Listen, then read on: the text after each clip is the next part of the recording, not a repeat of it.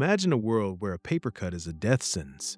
It sounds like a horror movie, but in 1928, it was just reality.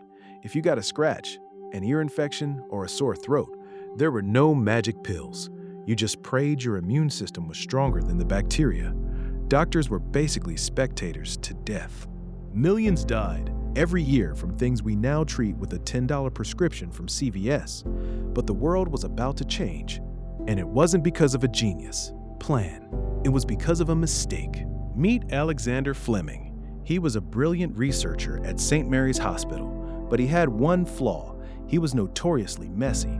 His lab was a graveyard of old shelves and half-finished experiments. It's September 1928. Fleming is ready for a vacation. He's heading to Scotland for 2 weeks. In his rush, he leaves a stack of Staphylococcus cultures, deadly bacteria, sitting right there on his bench. No incubator, no cleaning. He just shuts the door and leaves. While Fleming was golfing in Scotland, a series of miracles happened. First, a rare mold spore from a lab downstairs drifted through the air. Second, the temperature in London dropped perfectly to let the mold grow before the bacteria took over. It was a 1 in a million sequence of events. He picks up one dish.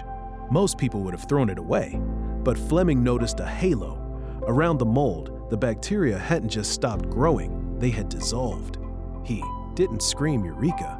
He just muttered, "That's funny." Here's the part the history books skip. Fleming couldn't actually turn this into a medicine. He called it mold juice. It was unstable, hard to grow, and he eventually gave up on it, thinking it could only be used as a topical antiseptic. It took 10 years and a world war for 2 other scientists to find Fleming's paper and finish the job.